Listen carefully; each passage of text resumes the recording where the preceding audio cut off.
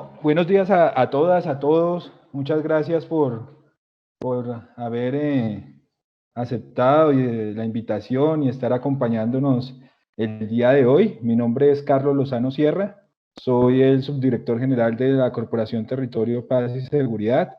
Y antes de darle la palabra a nuestro director ejecutivo, a Elkin Gutiérrez, para que conduzca la reunión, pues nos gustaría hacer una presentación muy rápida de los invitados.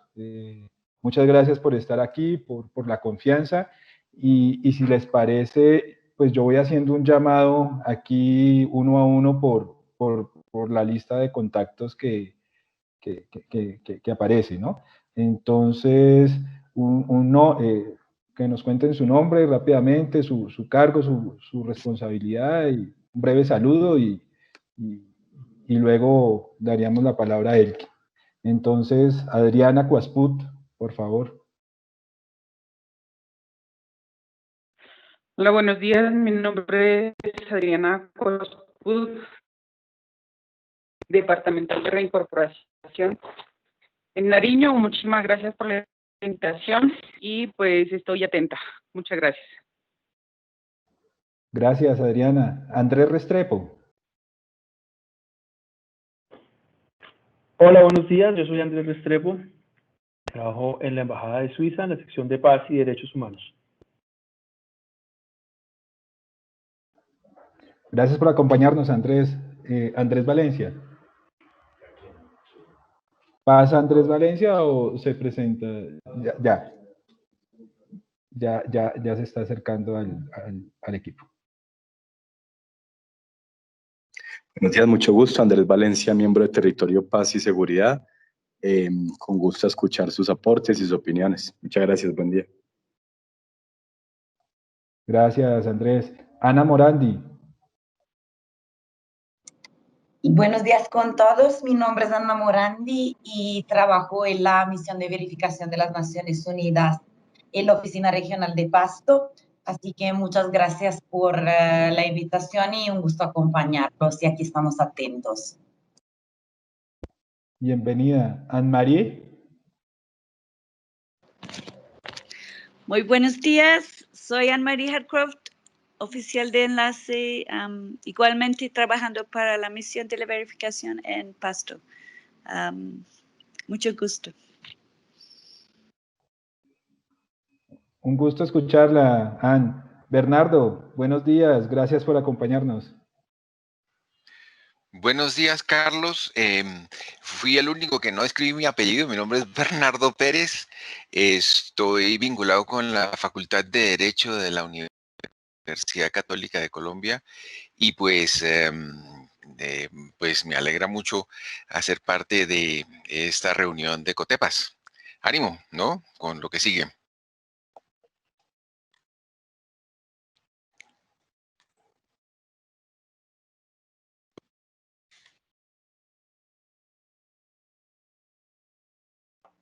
Sonido, Carlos. Carlos, tienes el micrófono. Le decía a Bernardo que muchas gracias por esas palabras, pero sobre todo por la compañía.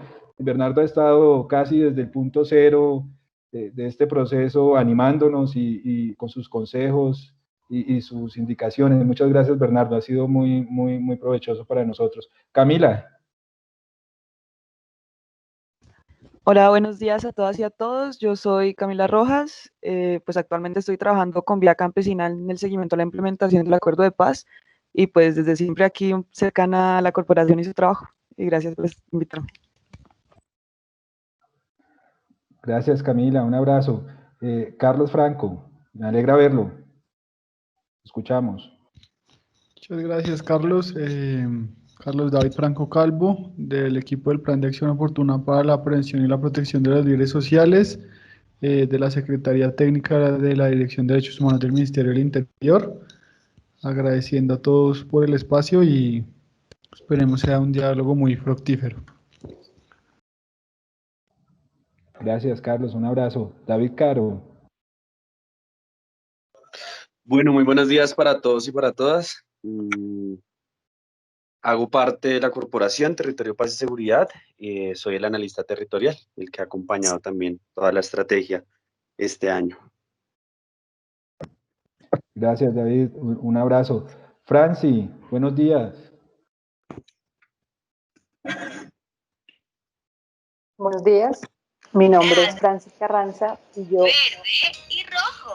acompaño a Corpotepas en una investigación que estamos realizando junto con el CINEP.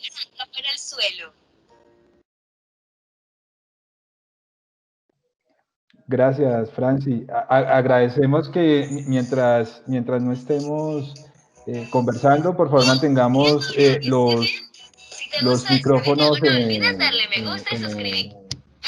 desactivados. Ahí escuchamos a un papá de familia.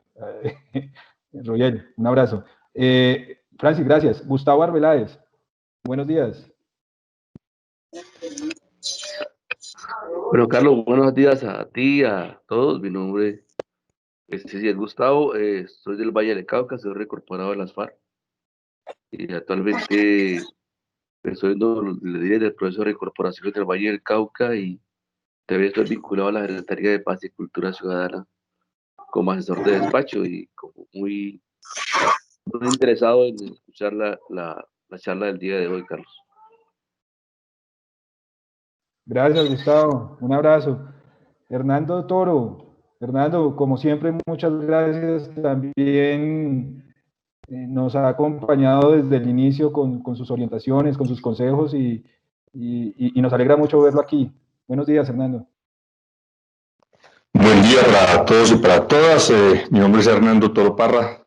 Trabajo en la Unidad Especial de Investigación de la Fiscalía General de la Nación, desde donde seguimos con mucho interés y mucha admiración este proyecto que esperamos tenga todos los días el mejor de los éxitos. Muchas gracias. Buen día. Gracias, Hernando. Iván Carvajal, doctor Carvajal, buenos días, me alegra verlo.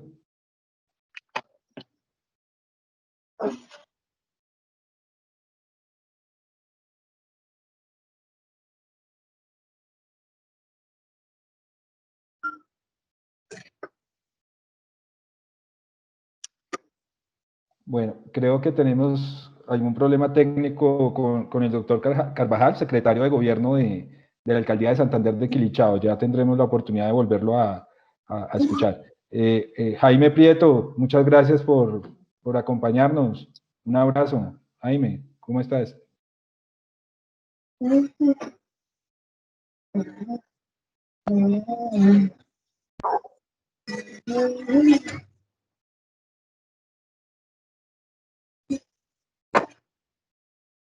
Bueno, igual situación con Jaime. Rubiel, buenos días. Buenos días del Comité Permanente, pues saludamos a este espacio. Gracias, Carlos. Un abrazo, Rubiel. Muchas gracias. Juan David Camelo, buenos días. El correo. Hola, ¿cómo están? Buenos días. Habla Juan David Camelo, analista del Cuerpo Élite. Un gusto estar en esta conferencia.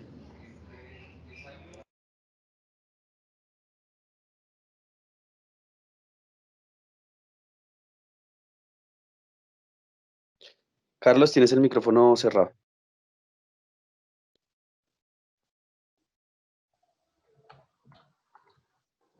Gracias.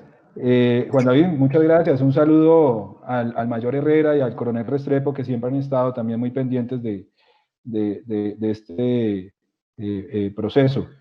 Lucho, buenos días. Me alegra verlo. Lucho, Carlos, buen día. Muchas gracias por la invitación. Mi nombre es Luis Eduardo Celis y yo hago seguimiento de los temas del conflicto. Y bueno, te agradezco la invitación y veo muchas caras amigas y bueno, es un tema muy importante el que vamos a trabajar. Entonces, muchas gracias por la invitación. A ti, Lucho, un abrazo. Y ahora Lucho Trejos. ¿Qué pones Luis Fernando Trejos y nos enredas? Lucho Trejos, un abrazo, hermano. ¿Cómo estás? Bueno, muy bien, un saludo a todos los presentes y un gusto y un honor poder participar de este espacio con ustedes. Gracias, Lucho. María Camila Barraza, buenos días.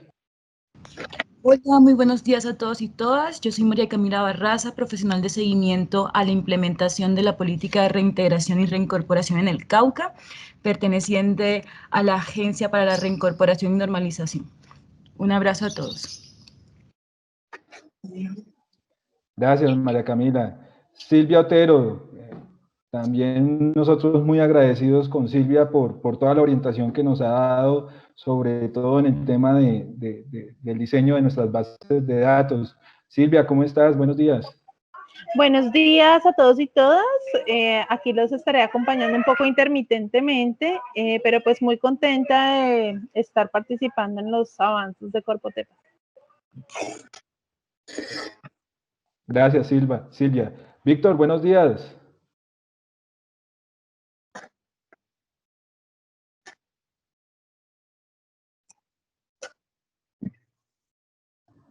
Bueno, ya tendremos luego la oportunidad de conversar con Víctor, saludar a Víctor.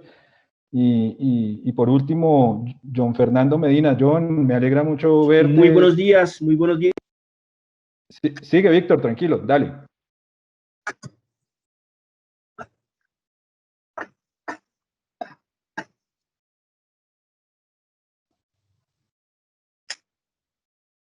¿Sigues, Víctor, o...?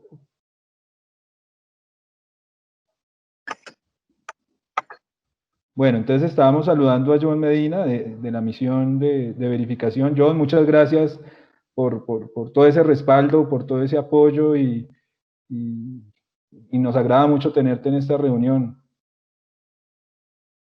Te dejo para el saludo. Gracias, Carlos, y un saludo a todos y todas y éxitos. Gracias, John. Bueno, entonces los dejo con el director ejecutivo de la corporación, Elkin Gutiérrez, y ya iremos adelantando la conversación. Gracias a todos, a todas por su tiempo, por estar aquí. El doctor Carvajal está alzando la mano. Con gusto cierro mi micrófono para su saludo, doctor Carvajal. Muy buenos días a todos. Un saludo muy especial desde Santander de Quilichao, ciudad región del norte del Cauca. Les envío un efusivo saludo de nuestra alcaldesa Lucia Amparo Guzmán González. Aquí estamos en este lugar tan hermoso por la naturaleza, pero con muchos problemas de orden público, pero aquí comprometidos con la paz y atentos al desarrollo de esta reunión. Muchas gracias. Gracias, doctor Carvajal. Entonces, Elkin, tú nos vas guiando, por favor. Un abrazo para todos y ya nos volvemos a conversar. Gracias, Carlos. Gracias a todos los colegas que hoy nos acompañan. La Corporación Territorio Paz y Seguridad ha terminado un ciclo muy interesante sobre una estrategia territorial que desarrollamos en 2 municipios del norte del Cauca, Buenos Aires y Santander de Quilichao, y en 3 municipios del Piedemonte nariñense. Estuvimos en Cumbal, estuvimos en Mayama y estuvimos en Ricaurte.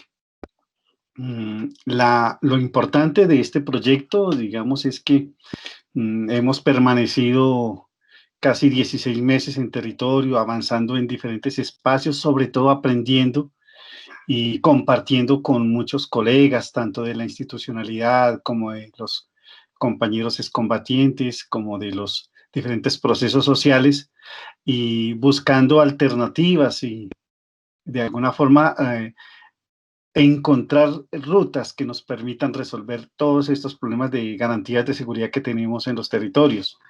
En ese sentido, este balance que hacemos en el día de hoy con la presencia de todos ustedes y que queremos de corazón compartir, pues básicamente aspira a presentarles algunos de los resultados que hemos encontrado en este proceso. Esos logros y aciertos, por supuesto, se deben al equipo de trabajo que nos ha acompañado, especialmente Carlos, Felipe y todo el resto de colegas de TEPAS que han estado con nosotros, pero indudablemente detrás de todos ellos y detrás de todo el trabajo que ha adelantado la corporación, pues está una cantidad de compañeros y de colegas con los cuales permanentemente nos reunimos, compartimos, discutimos, valoramos, evaluamos y de alguna forma estamos muy pendientes y muy atentos a ver hasta dónde podemos, digamos, avanzar en la estrategia.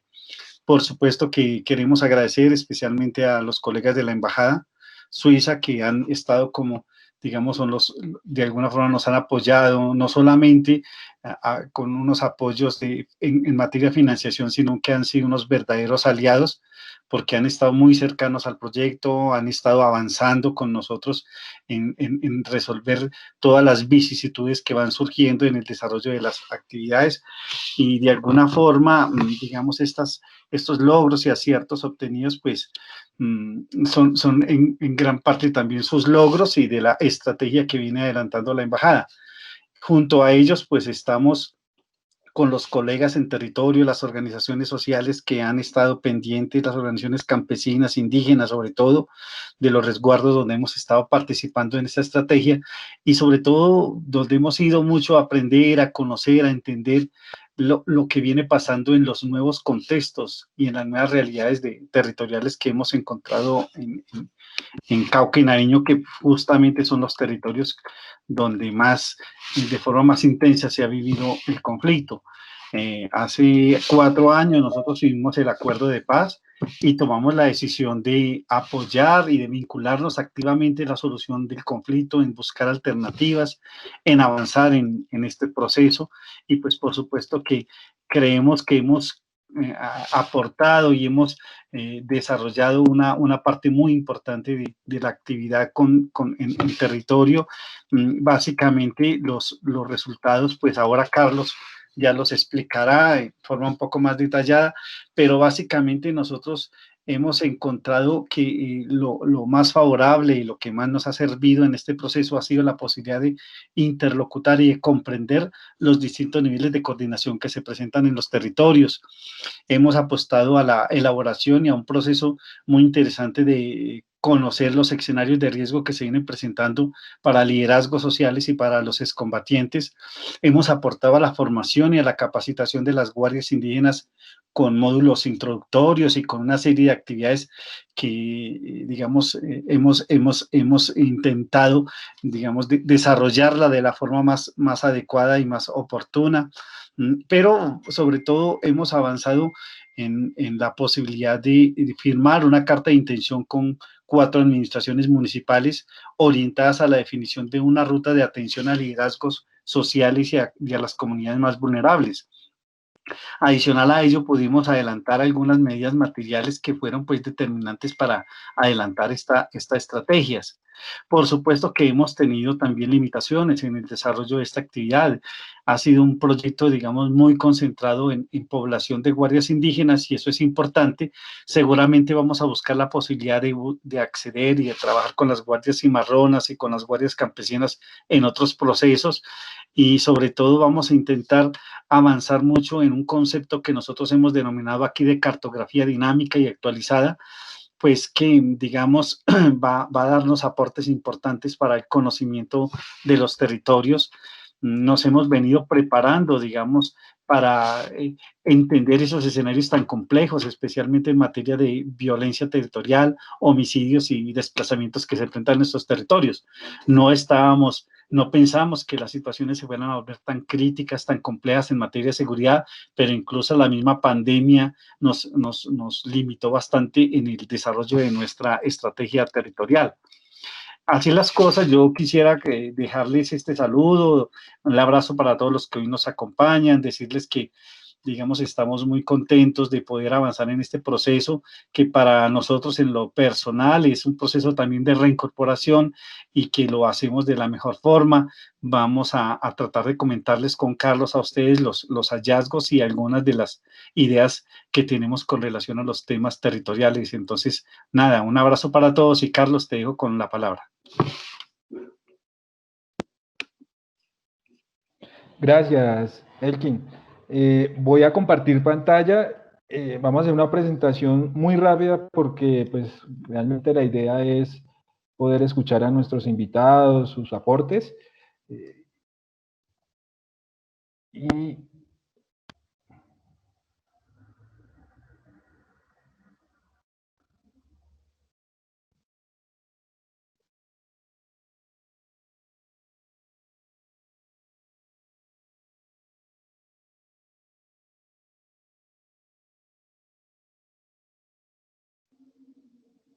Listo, ya estoy compartiendo, ¿cierto? Perfecto, entonces nosotros desarrollamos desde la Corporación Territorio, Paz y Seguridad la estrategia de fortalecimiento para la protección comunitaria y la participación política. Esta estrategia por ahora está focalizada en 5 procesos que, si se fijan, están en un nivel de microfocalización. Estamos casi que a nivel de veredas en la mayoría de estos procesos. En Buenos Aires estamos trabajando con la Guardia Indígena del resguardo NASA de Pueblo Nuevo El Ceral, en la vereda Pueblo Nuevo, muy cerca a lo que es el ETCR de la Elvira, donde ya nos descolgamos para el Naya, para la región del Naya. Ustedes saben, digamos, cuál es la situación ahí, la disputa por el control territorial que se presenta en esa zona.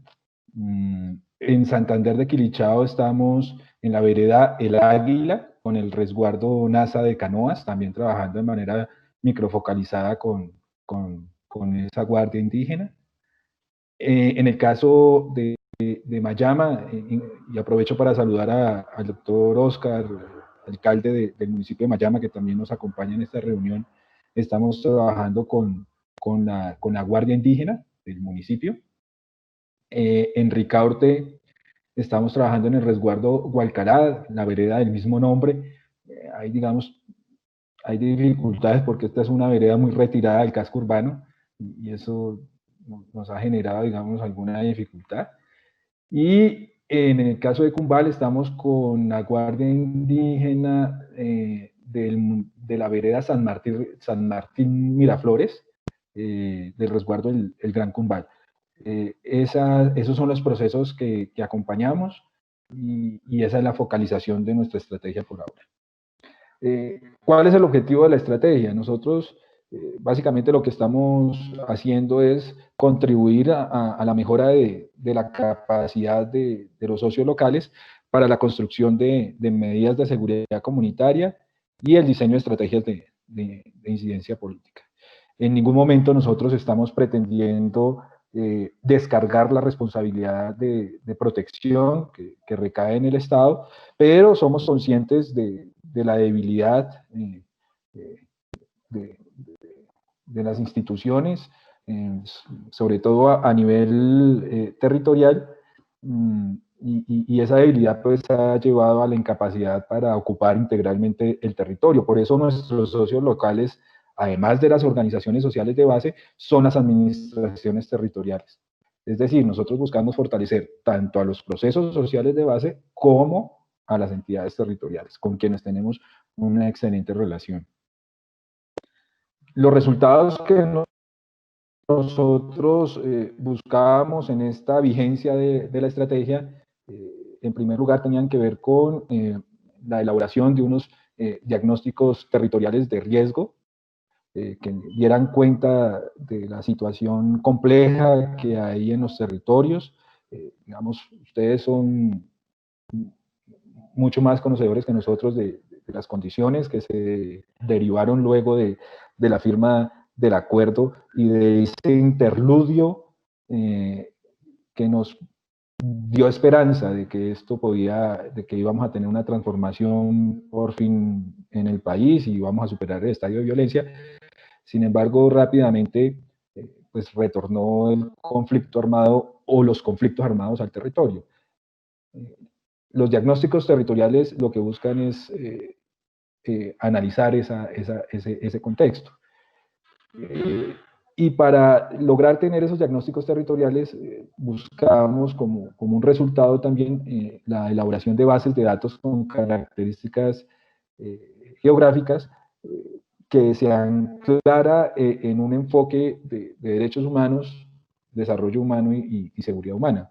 También en miras a darle contenido a una concepción moderna de la seguridad, que es la que esboza, por lo menos en líneas muy gruesas, el acuerdo suscrito entre el Estado colombiano y la antigua guerrilla de la FAREP.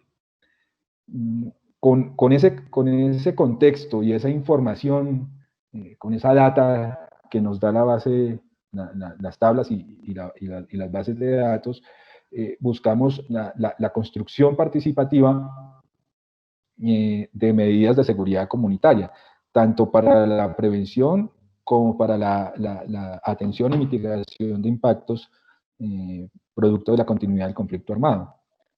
Y finalmente, pues desarrollar una serie de espacios y herramientas para la incidencia política por parte de las organizaciones sociales de base.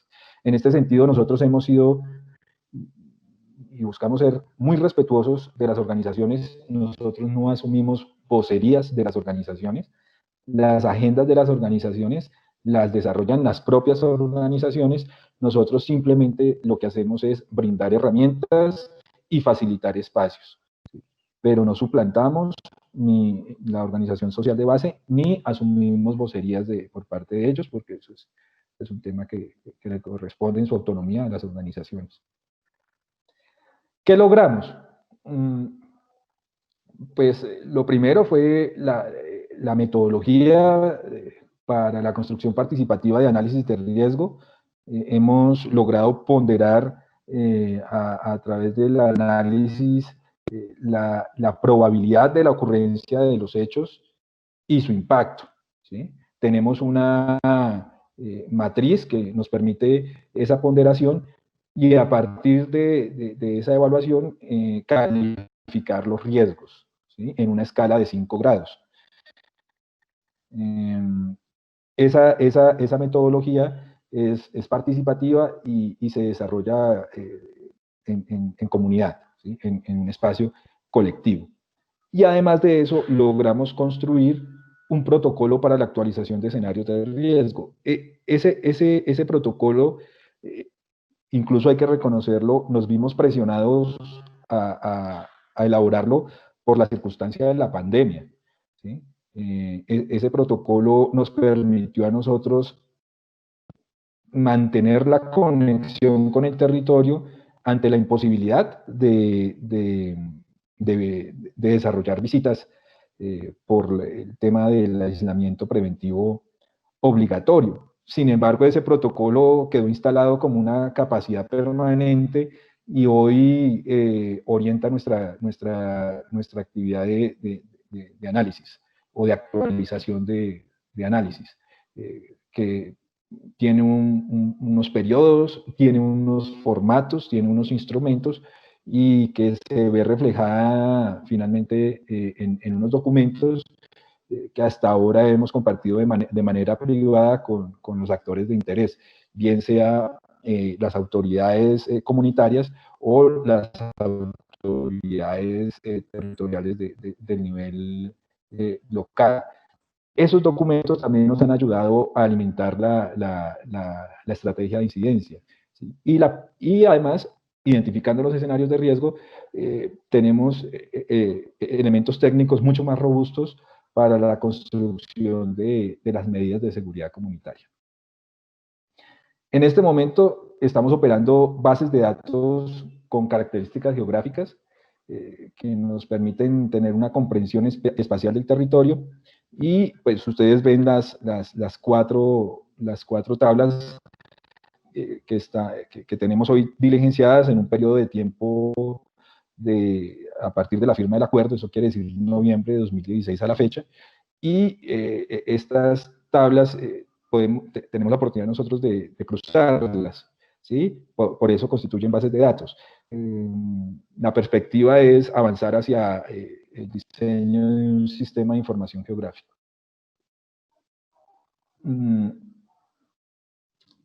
Como les comentaba, el otro logro que tenemos es, a partir de los escenarios de riesgo identificados, la construcción de unas medidas de prevención o de atención o de mitigación de impactos. Pero estas medidas que son construidas a partir de la experiencia de la comunidad, entran a un catálogo de medidas que nosotros hemos elaborado, que también está alimentado con la experiencia del nivel institucional, es decir, hemos tomado todas las medidas que están relacionadas o referenciadas a través de actos administrativos del Estado, bien sea decretos o leyes, Y además hemos hecho un estado del arte de las medidas que han sido elaboradas en cientos de manuales de autoprotección que hemos estudiado. Ese catálogo nos permite a nosotros tener, digamos, un panorama muy amplio para estudiar y sobre todo para adaptar a las situaciones territoriales en las cuales estamos trabajando. El otro logro que alcanzamos fue la implementación de medidas.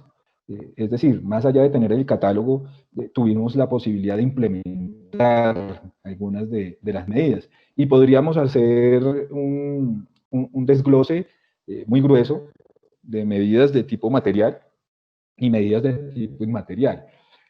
Las medidas de tipo material, pues ustedes las ven ahí relacionadas. Nos tocó enfrentar el tema de la pandemia como a todos, como a todos en el planeta. Y eso nos llevó digamos, a fortalecer o tratar de superar ciertas limitaciones de conectividad. En algunos casos lo logramos de manera más efectiva que en otros. Pero tuvimos la fortuna de poder hacer una dotación temprana de elementos tecnológicos y mantener ese contacto con el territorio. Eso fue importante. O sea, en medio de la pandemia y en medio de la situación tan complicada que vivimos, nunca perdimos la conexión con el territorio. Incluso aprovecho también para agradecerle al doctor Carvajal, al doctor Oscar de Mayama, porque una vez se abrieron las exenciones para, las exenciones para podernos movilizar por carreteras, siempre y cuando hubiera, digamos, una autorización o una solicitud por parte de las entidades territoriales. Ellos muy amablemente nos colaboraron y gracias a ellos pudimos retornar a finales de mayo, inicios de junio, pudimos retornar a territorio con medidas de bioseguridad. Nosotros tuvimos aquí que adoptar un protocolo de bioseguridad certificado por una profesional y gracias a eso pudimos estar de manera segura, sin exponer a la comunidad y sin exponernos nosotros en territorio. Ahí ven otras de las medidas materiales, el circuito cerrado, en fin. Quisiera hacer aquí acento en algo, en la medida inmaterial. La medida inmaterial fue esta minga de pensamiento y acción por la protección comunitaria y la participación política. Nosotros podemos asociar esta idea a la de una escuela de liderazgo social, más o menos. Eso fue lo que hicimos. Fue una minga a través de 5 sesiones donde trabajamos temas desde sistema propio y gobierno propio, desde la cosmovisión étnica, pasando por derechos humanos, pasando por temas de primeros auxilios, pasando por cartografía, por enfoque, por temas más orientados al tema de enfoque de mujer, enfoque enfoque etario, tema de jóvenes, y ahí vimos, digamos, ya un proceso político de la comunidad, liderado por la comunidad o por los diferentes resguardos. Y ese es el centro digamos, de la estrategia, poder nosotros apoyar los procesos de la comunidad, ¿sí? Y quitarle el acento a las medidas materiales para evitar, digamos, el riesgo de quedar en una especie de asistencialismo.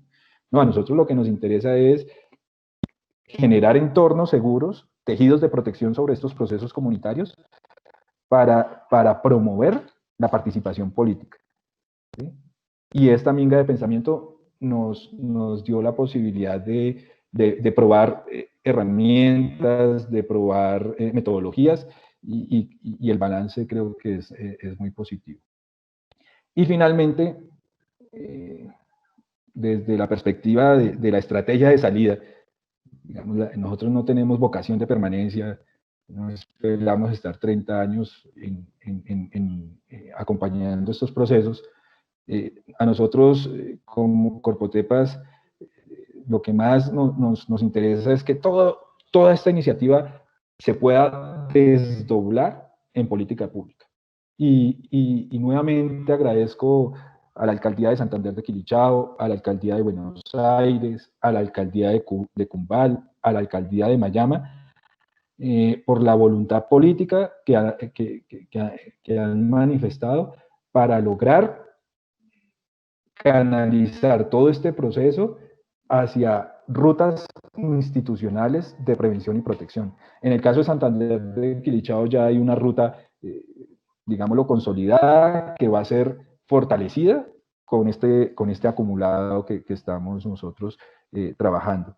Estas fotos que ustedes ven corresponden a las ceremonias de la firma. Aquí en esta primera con la alcaldesa de Santander de Quilichao, con el doctor Carvajal, con el secretario de Gobierno de Buenos Aires, con los líderes de la Guardia Indígena, también con la misión que estuvo ese día acompañándonos. Muchas gracias por todo ese apoyo que nos ha dado la misión. Aquí estamos en la foto de arriba en el resguardo de Gran Mayama, con el doctor Oscar, el señor alcalde, con los líderes de la Guardia y del Cabildo. Y en la foto de abajo estamos en la suscripción de la carta con el doctor Ruano, alcalde del municipio de Cumbal. Así que, digamos, a grandes rasgos, estos son los resultados de la estrategia, pero nosotros quisiéramos dejar aquí abiertas unas preguntas para escucharlos, para escuchar a nuestros invitados. Hay un contexto, digamos, de seguridad que tiende a agudizar las expresiones de violencia. Lo hemos visto, digamos, el crecimiento pues dramático de las masacres en el país. No hemos logrado realizar unas medidas efectivas para disminuir al máximo pues, el tema de homicidios de líderes sociales, defensores de derechos humanos, el tema de homicidios contra excombatientes, contra firmantes del acuerdo, también es un tema de mucha preocupación. O sea, que estamos lejos, a partir del análisis que hacemos, de lograr superar la situación de violencia. Eso se puede entender de varias formas, pero pensamos nosotros que la forma en la que se está aproximando el Estado a esta problemática tal vez no está siendo la más efectiva. ¿Cuáles son las oportunidades de mejora que encuentran nuestros invitados a nivel institucional para poder ser más efectivos en lograr garantizar la seguridad para el ejercicio de la política de estas comunidades? ¿Qué ajustes creen ustedes que a nivel institucional pueden desarrollarse y qué rol pueden tener organizaciones como la Corporación Territorio, Paz y Seguridad en esos procesos? ¿Cómo logramos animar un debate público que contribuya a esos ajustes normativos o institucionales que deben hacerse para lograr más efectividad y poder construir paz en los territorios? Esa sería una pregunta. Y otra segunda.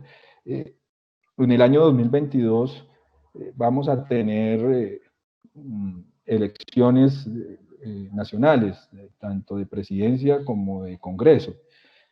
Y seguramente, pues, el próximo año va a ser un año, digamos, de muchas propuestas, de mucha construcción programática, llamémoslo así. ¿Cómo creen ustedes que podemos nosotros contribuir como corporación a un debate programático sobre el tema de la seguridad? Hace un par de semanas renunció el jefe de doctrina del ejército y sinceramente creo yo que para la mayoría del país digamos, es un tema sobre el cual no hay mayor, digamos, cercanía, ¿no? Hay una distancia total de los civiles frente a su fuerza pública. Y el tema de la doctrina y estos temas que son tan importantes, tan estratégicos, pues para el debate público son como de segundo orden.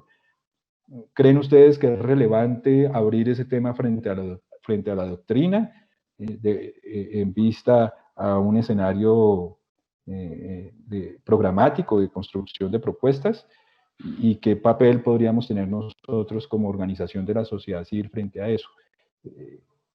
Creo yo que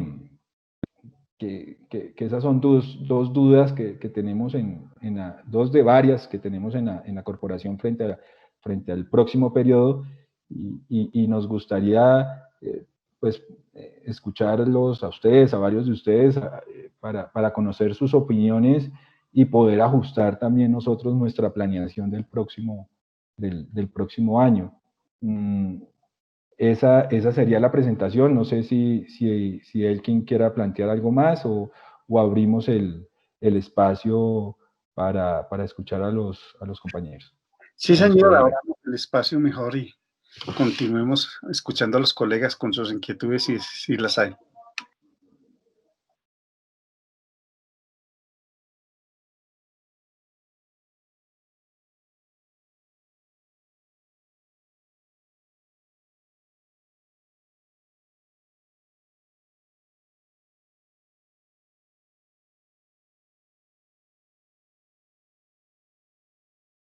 Pueden subir la mano o por el chat pedir la palabra y con gusto, o abrir su micrófono y tomar la palabra de manera intempestiva, si lo prefieren. Muchas gracias.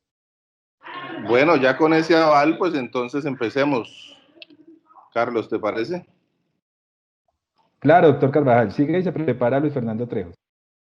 Bueno. Repito nuevamente mi saludo, muy especial para todos. Estos espacios es importante que los empecemos a tener, Carlos y Elkin, como un ejercicio periódico, porque es bien interesante que hagamos seguimiento y que sobre todo midamos las percepciones en cuanto a la efectividad de lo que estemos haciendo. Porque una cosa es planear y una cosa es inventarnos algo en el escritorio y otra cosa es ir al terreno a hacerlo. Yo quiero ser muy breve, pero muy conciso. Definitivamente no es suficiente la voluntad política para construir paz. Porque desde lo local puede haber una intención, una voluntad política, un deseo, las ganas, pero tiene que existir la integralidad en las acciones, si no es imposible trabajar. Y tú mencionaste hace unos minutos que se pasa por alto o no se tiene en cuenta de que el tema de doctrina de ejército, pues como que es algo trivial, es algo sin importancia y los jefes van y vuelven o ponen ahí un oficial que de pronto esté pendiente de ascenso, de querer irse para la casa, entonces como que no hay una suficiente importancia del asunto. Y allí es donde yo quiero ir, y es para hacer una crítica constructiva al ejército, a una institución que yo quiero muchísimo, porque pertenecí a las fuerzas militares, entonces tengo un gran cariño por las fuerzas militares, pero aquí hay que ser críticos también en la efectividad que tengamos en las acciones. Y resulta que en las escuelas de formación y a los oficiales se les enseña el asunto de la acción integral en llegar y construir tejido social con las comunidades para poder que su acción y su misión no solo tenga efectividad, sino que permanezca y sea sostenible. Pues resulta que eso en los cursos se ve muy bien, muy chévere, en doctrina está escrito en manuales, pero en el terreno es algo que no estamos viendo y somos testigos de excepción de eso aquí en el Cauca. No está ocurriendo una construcción de tejido social con las comunidades. Entonces el ejército llega, por ejemplo, para el caso de Santander de Quilichao, a erradicar cultivos de coca sin haber hecho una socialización con las comunidades, y lo que se encuentra son azonadas. Y no solamente Santander de Quilichao, en un consejo de seguridad hace una semana, cuando ocurrió la masacre de los comuneros del resguardo Munchique Los Tigres aquí en San Pedro, que es una vereda urbana, es una vereda a 4 kilómetros del casco urbano, una vereda urbana completamente. En Consejo de Seguridad, el ministro de Defensa nos hablaba, y el comandante general de la Fuerza Militar nos hablaba que en el Cauca el ejército este año ha tenido que enfrentar 146 azonadas. 146 azonadas y que le ha impedido cumplir su misión. Pues resulta que eso no es una cifra menor y no se puede dejar pasar por alto porque es un tema estructural de doctrina. ¿Qué está ocurriendo allí? Que no hay acción integral. No hay acción integral. Entonces, el ejército va por un lado, la gobernación va por el otro, la alcaldía va por el otro y las organizaciones, en este caso, por ejemplo, Corpotepas y otras ONGs, pues van como por su lado también. Entonces cada uno quiere hacer su pedacito y no hay integralidad en las acciones. Si nosotros queremos tener victorias tempranas en territorios de afectación de conflicto como el Cauca, como el Bajo Cauca antioqueño, como el Catatumbo, como Putumayo, como Nariño, como la costa pacífica nariñense, como Urabá, si queremos tener resultados y victorias tempranas, por Dios, acudamos a una teoría que ya está escrita, no nos estamos inventando la rueda, es la integralidad en las acciones. Si seguimos trabajando como islas, pues por supuesto no vamos a lograr nada. Ahí es donde voy yo de que no es suficiente la voluntad política del gobierno local, por ejemplo. Aquí la administración municipal lo hemos demostrado de 1000 formas de que estamos jugados con la paz. Estamos atendiendo la reincorporación, estamos trabajando de la mano con ARN, estamos trabajando de la mano con ONU, convocando, liderando los 13 municipios del norte del Cauca para encontrar caminos conjuntos que nos ayuden a consolidar la paz, pero resulta que hay otras instituciones que van por su lado y que no, por lo menos no se hablan con nosotros. Donde nosotros entendiéramos que en la integralidad de las acciones está la solución, entonces estaríamos, por ejemplo, en el caso del ejército, prestándole atención a una doctrina que no es nueva, de la acción integral, de ver cómo concertamos con comunidades antes de ejercer una acción coercitiva, como la erradicación. Es que la erradicación por sí sola es una herramienta que no nos está sirviendo, no nos está sirviendo. ¿Por qué? Porque ellos entran, erradican una hectárea, reportan esa hectárea erradicada, salen del territorio, nos dejan la fricción adentro del territorio con las comunidades y después volvemos y hay 3 hectáreas más. O sea, no está funcionando. La erradicación por sí sola no está funcionando. Sí funcionaría con una herramienta, como una herramienta eficaz donde estuviese acompañado no solamente del diálogo social, sino también de propuestas reales de sustitución de cultivos. Pero Quilichao no es un municipio PENIS, estamos detrás de una estrategia que se llama sustitución a la medida del Ministerio del Interior y del Ministerio de Defensa, pero pues como cada quien trabaja por su lado, pues no nos hablamos y no empezamos a coordinar acciones. Donde hiciéramos eso, cumpliríamos una estrategia de la administración moderna que se llama la sinergia. La sinergia no es solamente sumar capacidades, sino multiplicar capacidades. Si lo repito y soy insistente en eso, si entendiésemos que eso, que no es inventarse la rueda, que no es algo nuevo, sino que donde aplicáramos lo que ya está establecido, pues seríamos muchísimo más efectivos. Y por último, hay que tener en cuenta las organizaciones sociales. O sea, sin eso es imposible construir tejido social. Y es un efecto de red muy simple, porque a través del liderazgo de las organizaciones sociales podemos llegarle a más gente con el mensaje que queremos dar. Por ejemplo, si estamos, en el caso de los consejos comunitarios, con ACON en el norte del Cauca, permanentemente trabajando con ellos, seguramente vamos a difundir un mensaje en el territorio afro. Si estamos de la mano con ASIN, con la CRIC, podemos difundir una información en los resguardos indígenas. Si estamos con la ANUC, trabajando de la mano, podemos difundir una información en las zonas campesinas. Y si tenemos en cuenta las organizaciones y corporaciones no gubernamentales que también tienen una injerencia en el territorio, pues entonces complementamos una estrategia que nos lleve a fortalecer tejido social. ¿He dicho algo nuevo? No, no he dicho nada nuevo. Pero entonces, para espacios y territorios afectados por el conflicto, y que en su orden de gravedad lo indico: Antioquia, Bajo Cauca antioqueño, Norte del Cauca, Urabá antioqueño, Catatumbo, Pacífico nariñense y Putumayo, si entendiésemos que es simplemente acudir a lo que ya está establecido y empezar a trabajar en la integralidad de las acciones, pues no vamos a tener resultados concretos. Y es irse a casos pequeños, o sea, no esperar abarcar un objetivo grandísimo, no. El poder de lo simple, irnos a algo pequeño.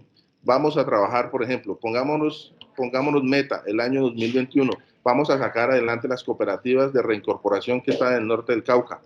Apoyémoslas, fortalezcámoslas. Vámonos con ese objetivo, listo. Vámonos con el objetivo de fortalecer la ruta de atención a líderes sociales y defensores de derechos humanos amenazados. Pongamos los objetivos concretos, tangibles, realizables, que tengamos en el horizonte, y no, pues no nos vamos con un algo etéreo, súper grande, no, algo concreto. Esa es mi recomendación. Y para cerrar, quiero compartirles que la gobernación del Cauca hizo un concurso en su cuarta versión que se llama Concurso de Experiencias Exitosas de Buen Gobierno, y premió a la Alcaldía de Santander de Quilichao en la categoría Gestión Pública Efectiva como ganadores de este año 2020 en razón de la ruta de atención a líderes sociales y defensores de derechos humanos amenazados. Santander de Quilichao tiene una ruta clara, expedita, efectiva, que ha logrado que se incorporen en la ruta más de 60 líderes sociales y defensores de derechos humanos que han referido amenazas o acosos o ataques. Hemos logrado los mecanismos de protección efectiva a través de UNP en varios de ellos que tenían riesgo extraordinario, muy extraordinario, y por lo menos todos los demás tienen estudio de riesgo actualizado, y tenemos un seguimiento detallado y a la letra a través de la policía y otras autoridades. Lo más importante, que somos referencia a nivel departamental y nacional. El Ministerio del Interior está muy atento también de esta ruta porque ha sido efectiva, y lo más importante es que esos líderes hoy están todos con su familia y no hemos tenido, digamos, decesos que lamentar este año. Esperamos que siga así, y yo creo que son pequeñas acciones, cosas concretas que nos pongamos en el objetivo, y vamos a lograr victorias tempranas. Muchas gracias. A usted, doctor Carvajal, cuente con nosotros para esas pequeñas acciones, y para nosotros también es un referente la ruta que ha diseñado el municipio, y con seguridad vamos a replicar de esas buenas prácticas y esas lecciones aprendidas en los otros municipios donde tenemos focalizados. Gracias, doctor Carvajal, por sus comentarios. Nos tenemos muy en cuenta para el ejercicio que estamos adelantando. Luis Fernando Trejos, te escuchamos.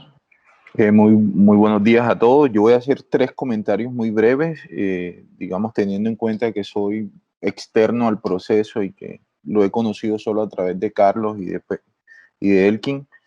Lo primero es que yo los felicito porque ustedes han logrado, según lo que uno puede ver en lo que tú cuentas y las imágenes, un proceso interesante de gobernanza local de la seguridad, es decir, incluyendo activamente a las administraciones locales, pero también a las comunidades. Eso es fundamental, y uno extraña que desde el nivel nacional este tipo de experiencias no se repliquen o no se sistematicen. Lo otro es que creo yo, ya de cara a lo que ustedes plantean para 2021 y lo que se viene en la campaña presidencial, creería yo que con la experiencia acumulada sería interesante seguir promoviendo el debate desde las regiones sobre los nuevos enfoques que se deben tener en cuenta a la hora de abordar las nuevas amenazas o riesgos de seguridad. Es decir, que esta estrategia nacional, que si bien está en un documento que le da mucha preponderancia a las regiones, pareciera que desde el Ministerio de Defensa no se implementa a cabalidad, y lo que vemos es que pareciera que el gobierno nacional sigue ensayando la misma estrategia clásica de defensa que se utilizó en contra de la FAREP, los bombardeos a los objetivos de alto valor estratégico, y pareciera que no lee la nueva realidad de los territorios, es decir, cuáles son los desafíos de seguridad, y que son unos desafíos microlocales y locales.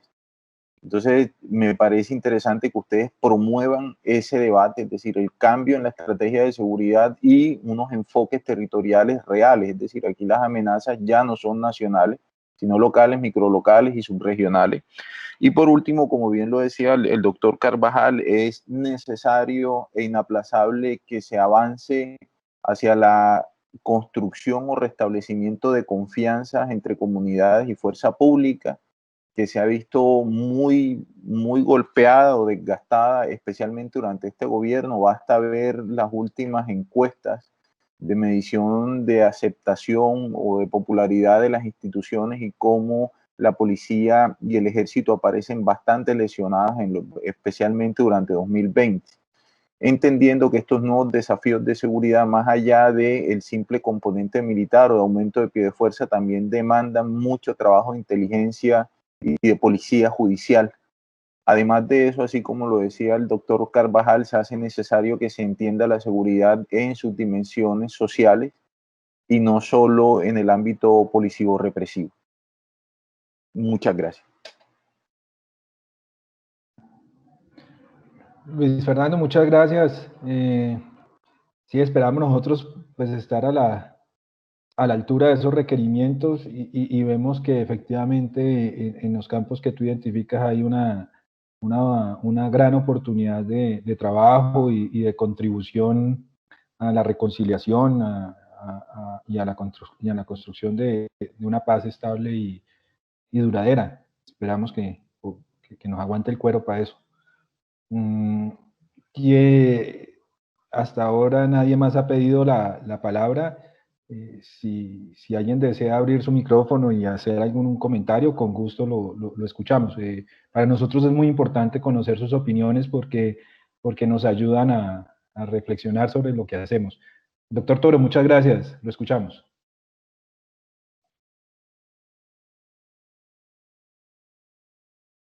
Muchas gracias.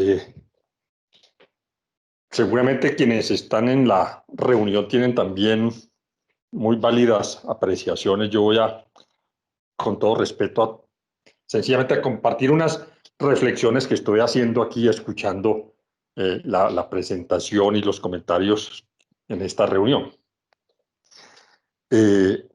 Todos sabemos que hay múltiples diagnósticos de la situación de violencia en el Cauca y en Nariño. Seguramente esos diagnósticos los ha tenido en cuenta Cortepas. Todos sabemos que hay unas dimensiones de violencia que infortunadamente no se alcanzan a superar o a enfrentar desde acciones de algunas entidades del orden nacional, departamental y municipal, y tampoco de las organizaciones no gubernamentales. Yo lo que, insisto, estoy aquí pensándome, sería, si es que no se ha hecho, en mi opinión, muy valioso, poder identificar cuáles son los problemas que se pueden realmente enfrentar con la acción de Cortepas. Es decir, tratar de identificar las problemáticas que con las acciones que Cortepas impulsa en el territorio realmente puedan llegar a transformarse. Eso sería lo primero. Lo segundo, tratar de identificar desde Cortepas qué problemáticas se pueden resolver o por lo menos enfrentar o por lo menos transformar con esa acción ciudadana que Cortepas está impulsando, porque desde luego sin la acción de la ciudadanía, de las comunidades, es imposible las transformaciones de las regiones. Máxime cuando en ocasiones uno advierte que no hay voluntad desde ciertos niveles de la institucionalidad. Entonces, ¿cuáles de esas dinámicas de violencia realmente pueden transformarse con las acciones de la comunidad? ¿Y cuáles de esas dinámicas de violencia podrían llegar a impactarse con las acciones de las entidades del orden municipal y departamental? Ya el señor secretario de Gobierno de Santander de Quilichao ha puesto un ejemplo muy valioso. Y esto último lo menciono para, en perspectiva de los futuros procesos electorales, pensarse si desde Cortepa se puede incidir para que en los planes de gobierno que presenten los candidatos a las alcaldías y a las gobernaciones puedan llegar a incluir acciones identificadas por Cortepas para transformar realmente o para impactar realmente desde lo local fenómenos de violencia que están impactando gravemente a la ciudadanía y en los cuales la ciudadanía, en los cuales acciones la ciudadanía podría participar. Es decir, cuáles son las propuestas de gobierno que tienen en cuenta a la ciudadanía para contribuir a la transformación desde lo local de fenómenos de violencia. Y paralelo a eso, hacer, si es posible, un requerimiento a las autoridades del orden departamental y nacional, identificando también cuáles acciones deberían estar implementando para transformar realidades locales. Pero a eso se suma que, como también lo señaló el señor secretario de Gobierno de Santander de Quilichao, hay cantidades de acciones que se están implementando sin la debida articulación. Entonces uno escucha hablar de Sonar Futuro, de PD, de los planes sociales del Cauca, y de múltiples acciones, solo menciono esas tres. Valdría la pena de pronto desde Cortepa tratar de valorar, yo no diría evaluar, pero sí valorar cuántas acciones implementa el Estado nacional, departamental y municipal en el departamento, cuál es el real impacto y por qué esas acciones múltiples no logran transformaciones reales de las condiciones de vida y de derechos de la ciudadanía. Creo que eso nos permite realmente identificar entonces qué faltaría por hacer y cuál es el plus o el aporte de Cortepas adicional. Eso lo dejaría allí como primera reflexión, más personal que institucional. Como ustedes comprenderán, desde la Unidad Especial de Investigación hacemos valoraciones de contextos de violencia que están impactando a líderes sociales y exintegrantes de FARC-EP, particularmente para la identificación de responsables materiales y determinadores, pero además para contribuir desde la investigación al desmantelamiento de estas estructuras criminales. Esperamos que desde la Comisión Nacional de Garantías de Seguridad se avance más significativamente en el diseño y en la concreción de esta política pública para el desmantelamiento. Por eso digo que estas reflexiones las he hecho también muy a título personal. Muchas gracias. Hernando, muchas gracias. Grandes derroteros nos sugiere Hernando y seguramente en nuestra última reunión del año tendremos que ser muy reflexivos frente al alcance que tenemos como Corpotepas frente a esos retos. Sin embargo, sí tenemos la idea de poder intervenir en el debate programático frente a los temas de seguridad en el contexto que se abre. Muchas gracias, Hernando. Carlos David, lo escuchamos. Muchas gracias, Carlos. Gracias a todos por las intervenciones. Pues a ver, yo escuchando un poco no solo lo dicho por Corpotepa, sino pues por los otros participantes y lo que nosotros hemos podido observar desde nuestro ejercicio, pues tengo como ciertas observaciones o ciertos puntos a tratar. En primer lugar, creo que algo que es clave y de vital importancia, sin lo cual no se puede avanzar en esta materia, es el fortalecimiento de los gobiernos locales. A nosotros desde el gobierno nacional, implementar programas a nivel departamental, veredal, de corregimientos, pues resulta muy complejo, no solo por el conocimiento y las particularidades de cada territorio, sino pues por el alcance que podamos llegar a tener.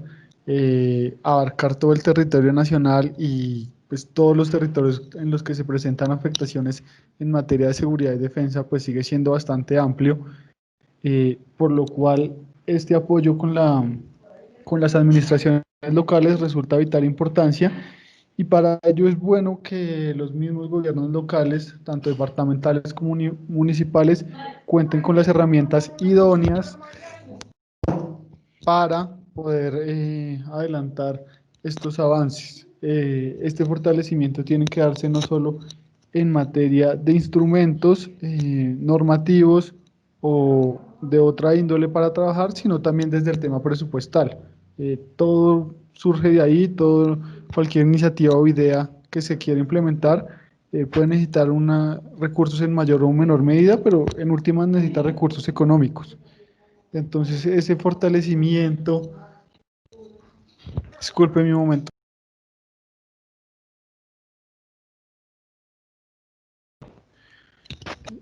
Todo ese tema del fortalecimiento económico, entonces, resulta de vital importancia y sería como un primer punto.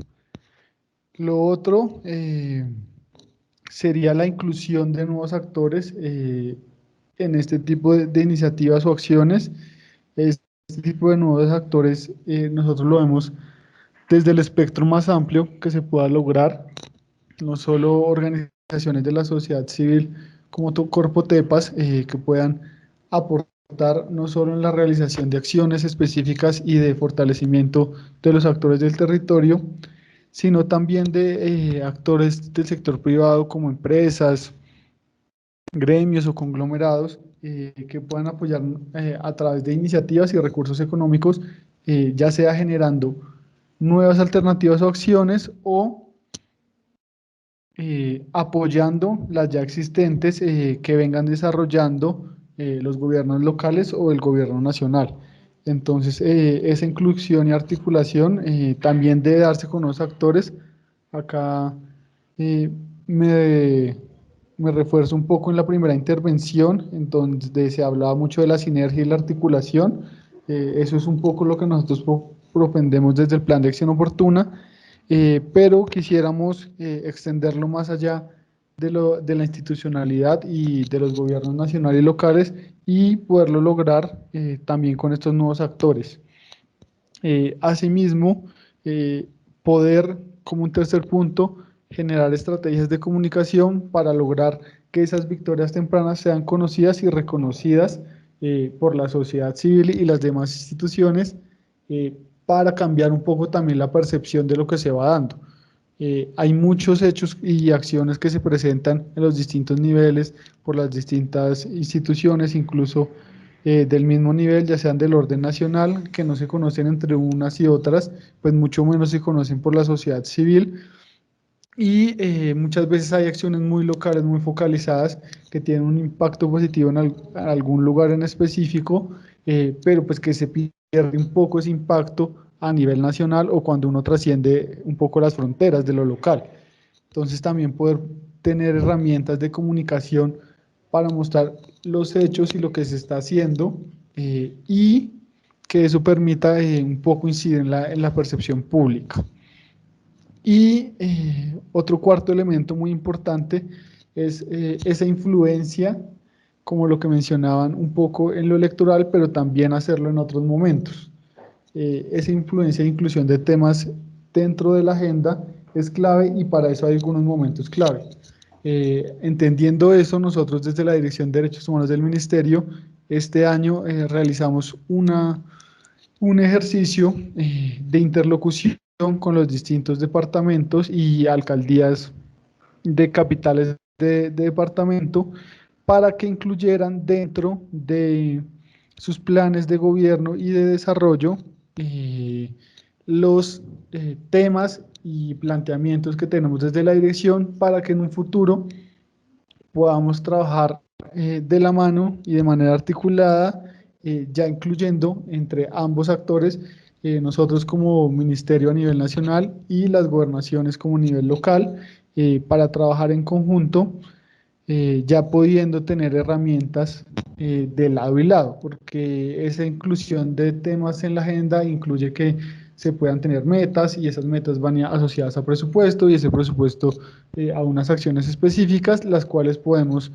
trabajar de manera conjunta y tener unos mejores resultados y un mayor impacto. Como les mencioné, esto lo hicimos nosotros únicamente a nivel departamental y de capitales, pues por nuestra capacidad y alcance, pero lo ideal claramente es que eso se pueda llevar al nivel más local posible y que ese tipo de acciones o de incidencias se den en esos momentos claves. Otro momento clave que nosotros consideramos es el tema presupuestal.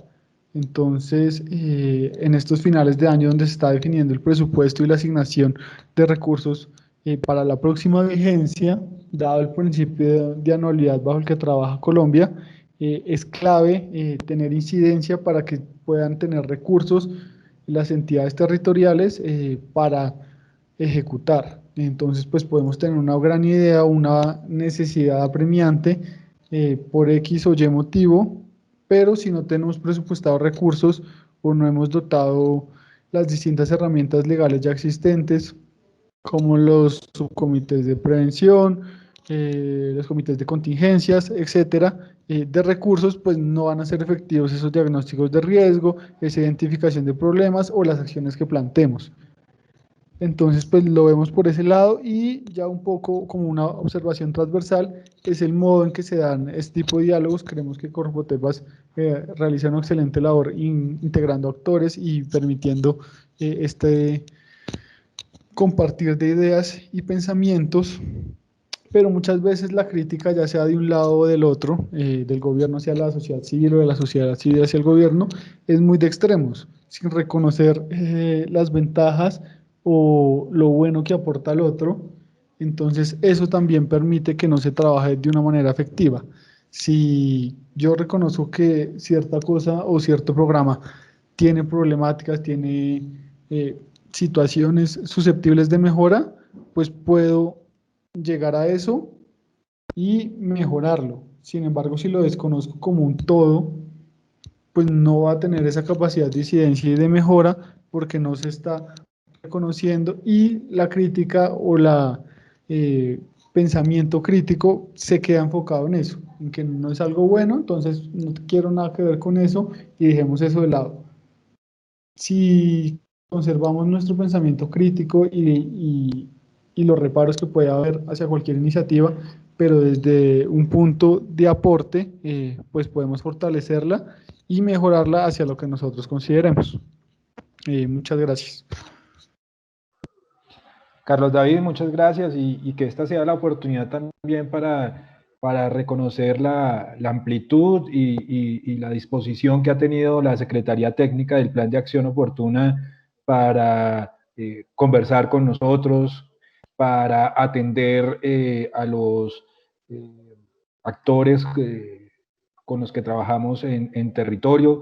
A través suyo, Carlos David, también queremos extenderle un saludo al general Barrero, porque él, digamos, ha tenido toda la amplitud para que podamos articular. Muchas gracias, Carlos David. Hemos tomado nota de las observaciones y de las invitaciones que usted realiza. Un abrazo, Carlos David. Ahora vamos a darle la palabra a Jaime Prieto. Jaime, no tuvimos la oportunidad tampoco de escucharte en la presentación. Si quieres abrir con eso y realizar tu comentario. Y muchas gracias por atendernos, porque yo sé que tú ahora estás en una lógica mucho más reposada y más tranquila y la idea nuestra no es ponerte una carga adicional, sino aprender mucho de tu experiencia porque conocemos tu trayectoria. Un abrazo, Jaime, muchas gracias por estar acá. Gracias, Carlos, gracias por la invitación. Un saludo a todos los participantes. Sí, Carlos le dio, tal vez por respeto no dijo que Jaime está pensionado. De eso se trata. Estoy en un periodo de pensión luego de algunos años de dedicación a estos temas. He escuchado muy atentamente la presentación de Carlos, que me pareció muy interesante. Y quizás lo más interesante sea el hecho de que se intenta hacer una experiencia muy local, pero con una apertura mental para integrar no solamente a las comunidades locales, sino también a las autoridades municipales e integrar el tema de la incidencia. Yo creo que esta puede ser una experiencia que valdría la pena explorar su difusión y conversación con otros en otros lugares que están intentando hacer cosas similares. Yo ahí tengo algunas dudas en relación con la eficacia de la experiencia de protección comunitaria, no por la experiencia misma, sino por la realidad local, que creo que valdría la pena estarse preguntando siempre qué tan eficaz puede ser una acción, dado que se produce en un contexto determinado. Digamos, una acción de protección comunitaria puede ser muy eficaz en determinados contextos y poco eficaz en otros contextos, y eso no habla mal de la experiencia y de la metodología y de los intentos, sino que se pregunta básicamente por si el contexto de violencia, en este caso, es un contexto que puede resistirse con una experiencia como esta. Yo no estoy afirmando que sí o que no, sino creo que es importante preguntárselo, porque hay contextos de violencia que, digamos, admiten la posibilidad de fórmulas de protección comunitaria cuando ese contexto no es arrasador. Y yo tengo la sensación de que en el Cauca la situación es muy compleja, y esa sensación solamente me lleva a la pregunta que estoy haciendo, no a ninguna conclusión. Y creo que sería muy útil acompañar esta experiencia con la observación posterior de cómo su implantación en las comunidades efectivamente produce como resultado el que las comunidades puedan protegerse, que las comunidades puedan, digamos, mantenerse al máximo posible libres de la violencia que está rodeándola. Creo que esa pregunta es válida porque si llega a aprobarse que la estrategia de protección comunitaria es capaz de subsistir y de dar como resultado la protección eficaz de las comunidades en medio de una circunstancia de violencia tan fuerte, pues le da muchísimo más fuerza a la experiencia. Eso como primer asunto. Lo segundo que quiero resaltar es el hecho, quizás compartiendo con esto lo que acaba de decir Carlos David del Ministerio del Interior, es que la experiencia no solamente hace referencia al rol de la comunidad y no solamente, digamos, se preocupa por fortalecer esas comunidades, que es quizás la esencia misma de la estrategia, sí, pero que al propio tiempo abre caminos de conversación y de fortalecimiento también a las autoridades municipales. Yo creo que con frecuencia la sociedad civil, el Estado, en el nivel local y en el nivel departamental o nacional, tiene una distancia tal que hace muy difícil la conversación, que hace muy difícil el que se cumpla el propósito de que las autoridades protejan a las comunidades. El nivel de, y voy a decirlo de esta manera, el nivel de enemistad entre las partes es tal que no es posible, digamos, poner en diálogo las distintas percepciones que hay sobre la realidad local, sobre los niveles de violencia, sobre sus causas, y entonces cada quien se queda con su verdad. Creo que eso nos está pasando en el país. Digamos, hay una serie de diagnósticos sobre lo que ocurre en las regiones. Lo único claro para todo el mundo es que hay factores de violencia muy fuertes, que hay un número determinado de masacres en el país, que están concentradas en tales y cuales departamentos, que hay un número X de personas asesinadas, aunque sobre eso también hay mucha discusión.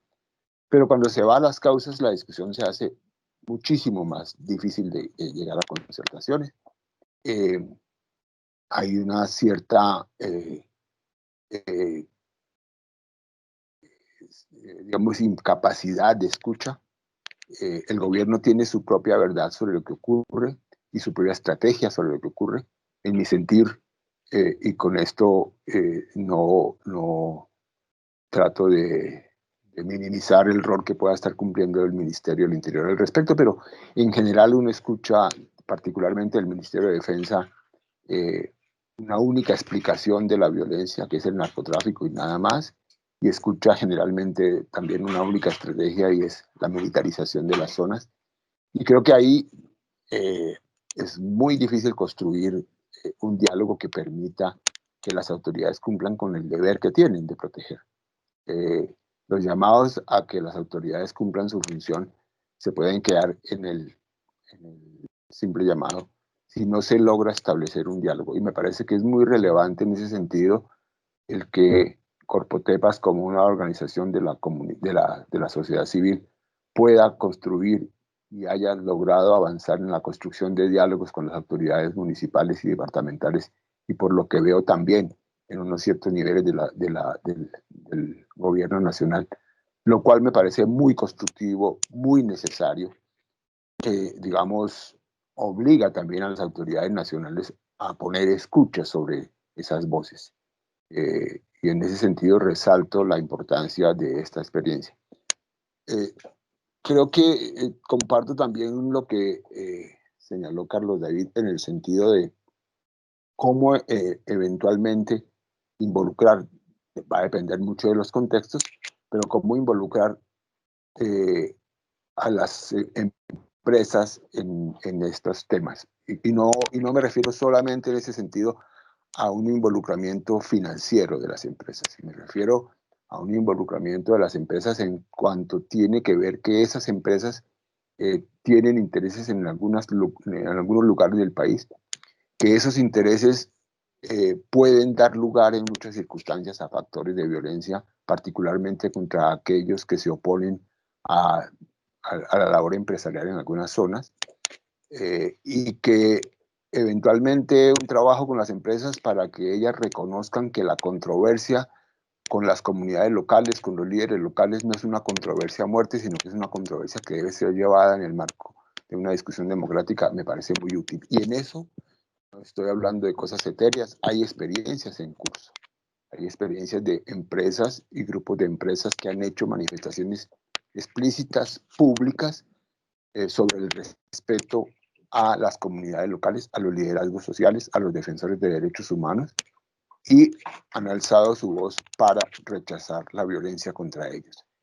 Creo que es un buen momento para lograr que las empresas más y más se involucren en ello. En eso el papel, por ejemplo, y esto es un llamado para Carlos David mismo, como parte del gobierno, cómo involucrar, por ejemplo, a los ministerios que promueven el desarrollo económico en las zonas, todo el tema de hidrocarburos, que quizás es un factor bastante complejo de controversia local y eventualmente de factores que puedan generar violencia, o por ejemplo con el sector agrario, con el tema de palma, etcétera. Cómo promover que esas empresas, desde el gobierno se promueva que esas empresas tengan una postura mucho más responsable con estos asuntos. Y no estoy diciendo que las empresas manden matar a los líderes sociales, no estoy haciendo esa afirmación, pero sí la falta de una adecuada controversia con los liderazgos sociales, la descalificación de los liderazgos sociales en esas zonas puede ser un factor que genera el derecho en nombre del progreso y en nombre del desarrollo de causar violencia contra líderes sociales, aunque reconozco que muchos de los asesinatos y persecuciones a nivel local no están necesariamente asociados a problemas con las empresas, pero en algunas zonas sí. Creo que el ministerio podría acercarse con la Consejería Presidencial, que ahora ha producido el Plan Nacional de Acción sobre Empresas y Derechos Humanos, podría hacer de este punto un tema crucial. Creo que si hay una preocupación por la situación de los líderes sociales, hay que mirar la multiplicidad de causas y tratar de tener efectos sobre ellas. Y creo que ese es un factor que podría explorarse. Dejo ahí porque estoy tomando demasiado tiempo de ustedes. Muchas gracias. Ni más faltaba, Jaime. Gracias a ti por la confianza y te vamos a seguir molestando. porque tus opiniones, como siempre, son muy claras y nos ayudan a ubicar la perspectiva. Muchas gracias, Jaime. Como les decía a todos los invitados, para nosotros es muy importante conocer sus opiniones, sus impresiones, su lectura del futuro cercano, de la perspectiva, para ajustar nuestra actividad en territorio y para ajustar también pues, nuestra planeación. Entonces, si alguien más quiere opinar y participar, se lo agradecemos. Simplemente abre su micrófono y toma la palabra.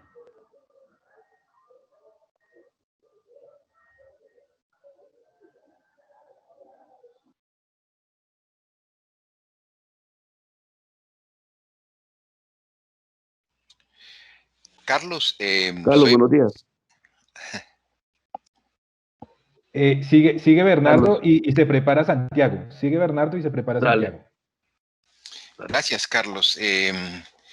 Pues me han parecido muy interesantes los aportes hechos en relación con la complejidad que plantea los contextos de violencia que hay en aquellos lugares donde se ha concentrado tanto y donde los actores que están interviniendo son tantos y tienen agendas tan distintas. Y por supuesto, entonces, cuando uno lo mira desde esa perspectiva, también uno entiende que puede haber escepticismo acerca de efectivamente estas iniciativas para fortalecer las capacidades de las propias comunidades para jugar un papel activo en la protección de sus integrantes, pues es realista. Yo pienso que una de las razones por las cuales uno puede afirmar que estas iniciativas de organización y de autoprotección son útiles es precisamente por el hecho de que muchas veces la perspectiva comunitaria permite identificar realmente cuáles son los factores que están incidiendo en su seguridad, mucho mejor de lo que puede hacerlo alguien externo. Y creo que, como también se ha mencionado en varias oportunidades, tener la posibilidad de que las comunidades tengan una forma orgánica para estar haciendo esa evaluación permanentemente y además comunicándola para poder coordinar con los distintos niveles de gobierno responsables de la seguridad de esas comunidades es muy importante. Sin duda que la condición para que eso funcione, pues es que haya confianza, ¿no? Y pues en zonas en donde los contextos de violencia son tan complejos, lo primero que aparece es esa confianza. Entonces, creo que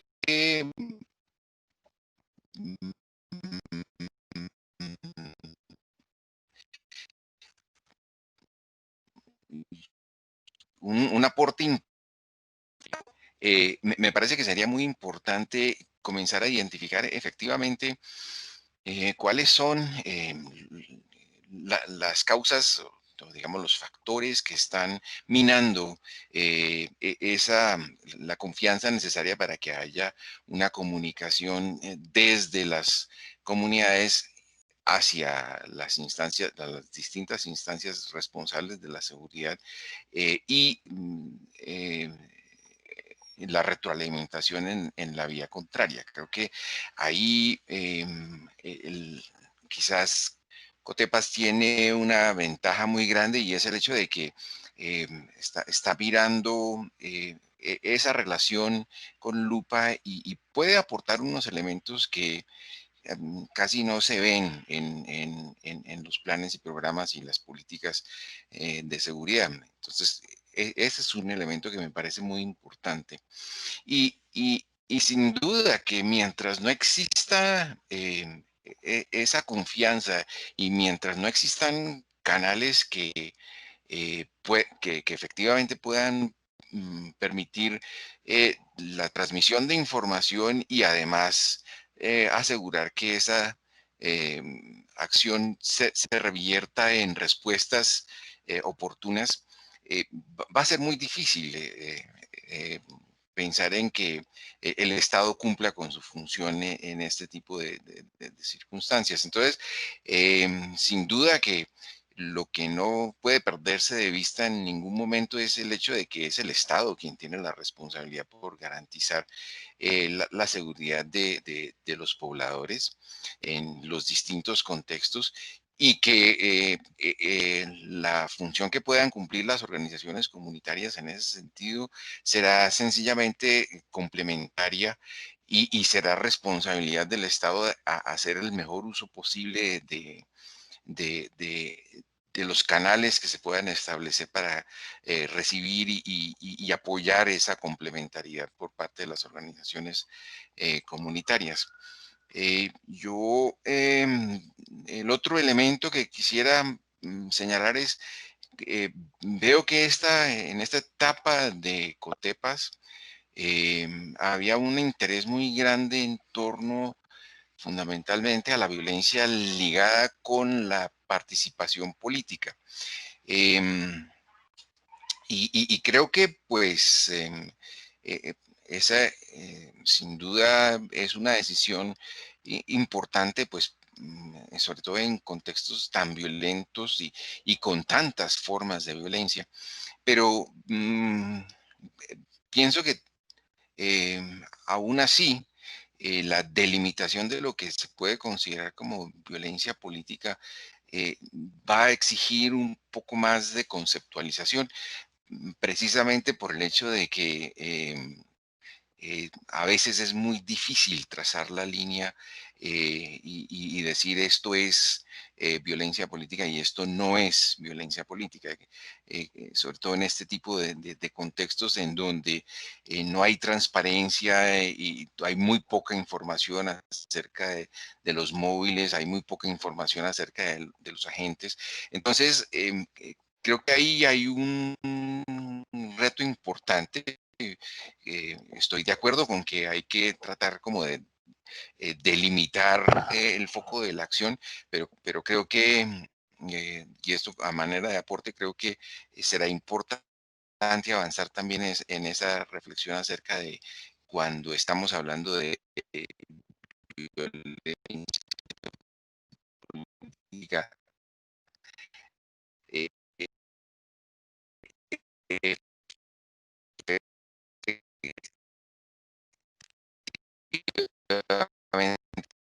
a qué nos estamos refiriendo.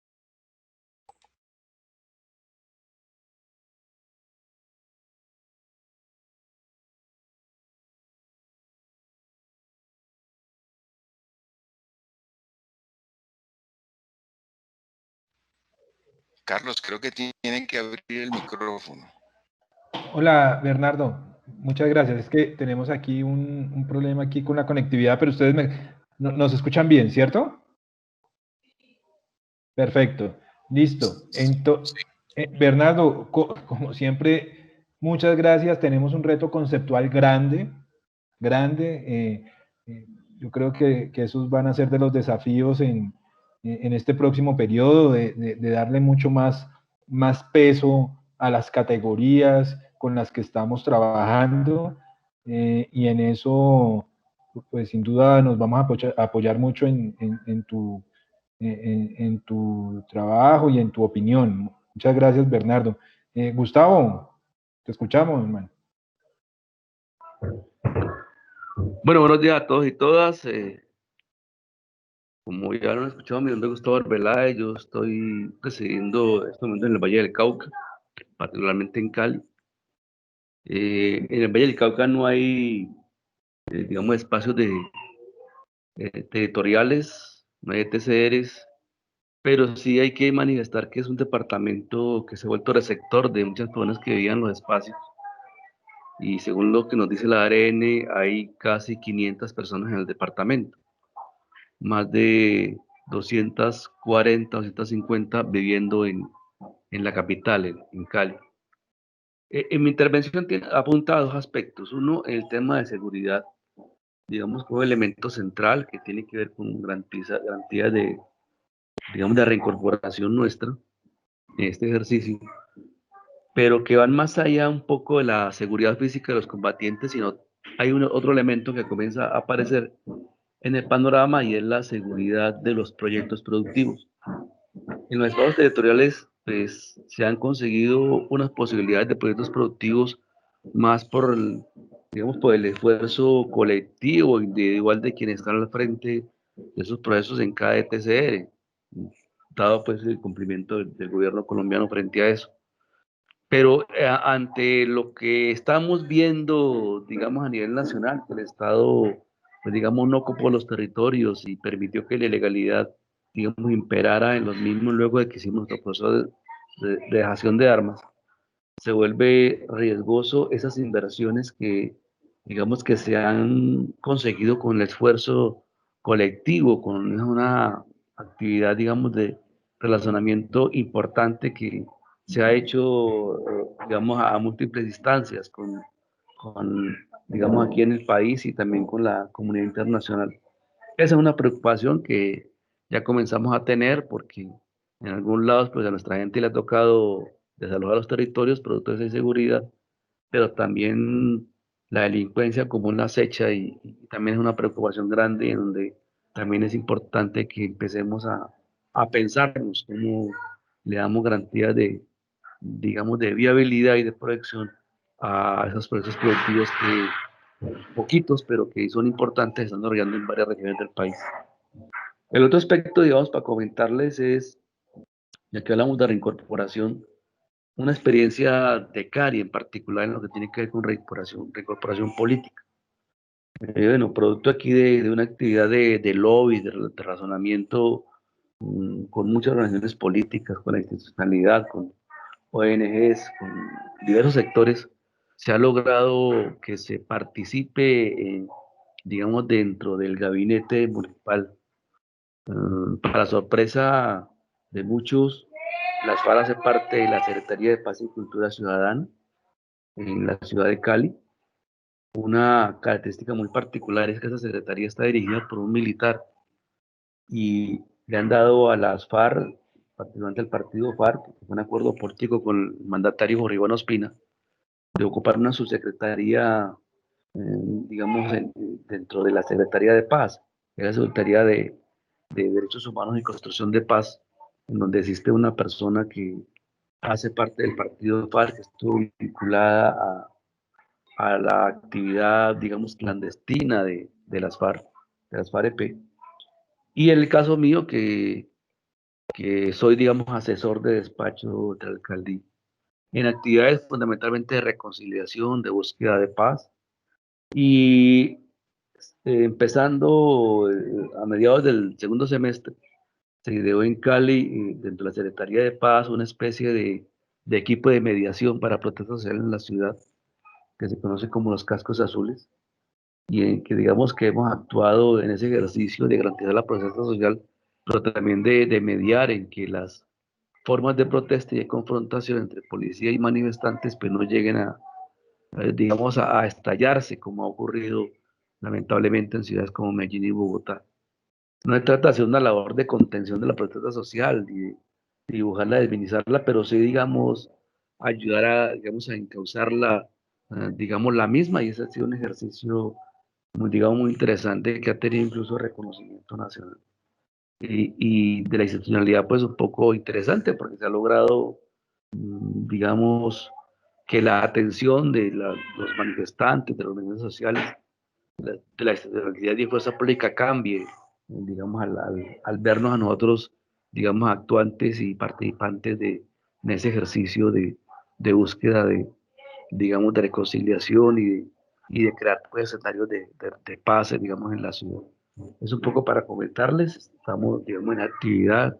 No ha sido fácil, al principio tocó romper con esquemas de prevención, digamos, que tenían para ahí, pero un poco la constancia, un poco, digamos, el acompañamiento con Naciones Unidas, con la Gobernación, con ARN, con Paso Colombia, con la MAOEA, bueno, una cantidad de organizaciones, digamos la OIM, bueno, algunas empresas, incluso entidades, digamos, empresariales que ya ven con una mirada diferente, ¿no? Esa prevención que había en torno a permitir o, digamos, aceptar la presencia de excombatientes o de unidades del partido PAR en esas instancias. Cali es, digamos, un ejemplo, digamos, nacional. Frente a eso existe una experiencia en Neiva también, pero la de Cali es, digamos, mucho más desarrollada y ha contado, digamos, con un apoyo más valioso de la misma iglesia. Bueno, estamos como muy contentos con la actividad digamos, por la forma como estamos siendo tratados y, digamos, aceptados en el ejercicio de esta actividad de reincorporación política.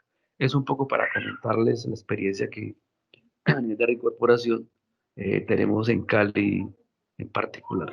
Gracias, Carlos, por la oportunidad.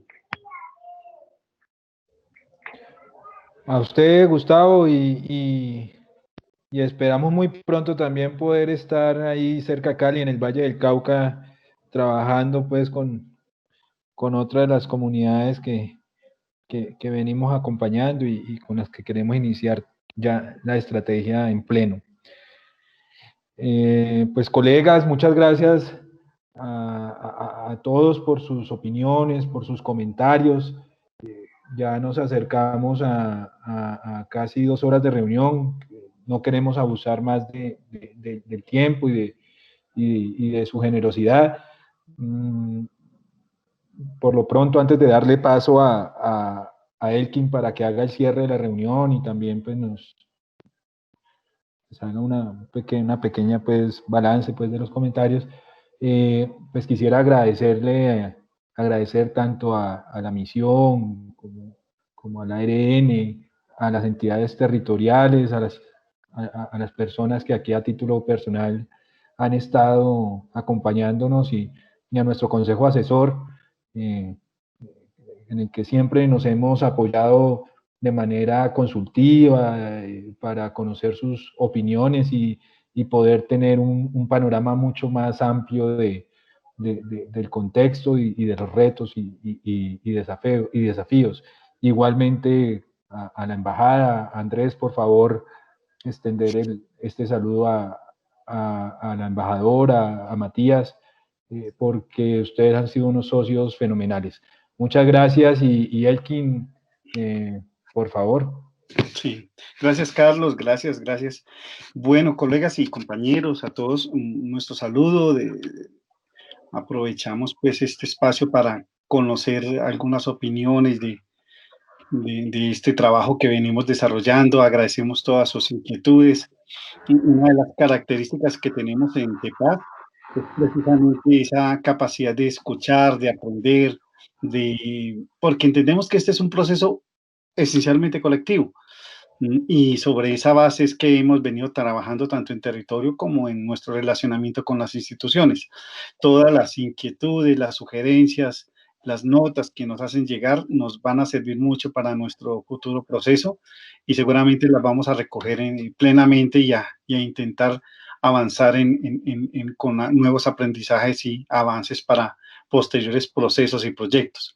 Efectivamente son retos grandes los que tenemos y bueno, de eso se trata también la construcción de la paz y de la paz territorial en particular. Muchas gracias a todos y bueno, me despido, un abrazo, feliz año y espero verlos a todos y cada uno de ustedes en territorio y donde sea posible el año entrante. Que estén muy bien. Feliz día.